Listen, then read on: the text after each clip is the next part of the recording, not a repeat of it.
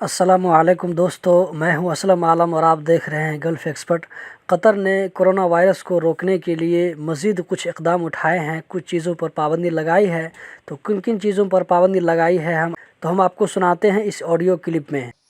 ریاست قطر کی جانب سے کورونا وائرس کووڈ-19 کے پھیلاؤ کو روکنے کے لیے جاری اقدام کے بیچ جدید احتیاطی تدابیر کا اعلان کیا گیا ہے تاکہ عوام کی صحت اور تندرستی کو محفوظ رکھا جا سکے۔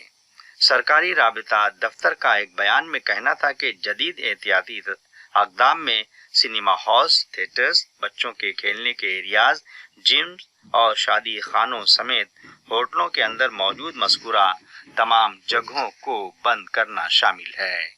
ان اقدام پر آج بروز جمعہ مارچ کی 13 تاریخ سے اگلی نوٹس تک کے لیے عمل درآمد ناگزیر ہوگا۔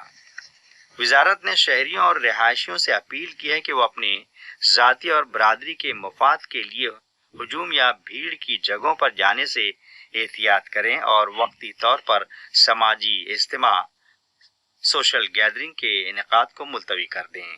وزارت نے معمر اور کرونک ہیلتھ کنڈیشن والے افراد کو مشورہ بھی دیا کہ وہ بلا ضرورت گھر سے باہر جانے سے احتیاط کریں کیونکہ ان کے لیے وائرس سے متاثر ہونے کے چانسز کچھ زیادہ ہوتے ہیں۔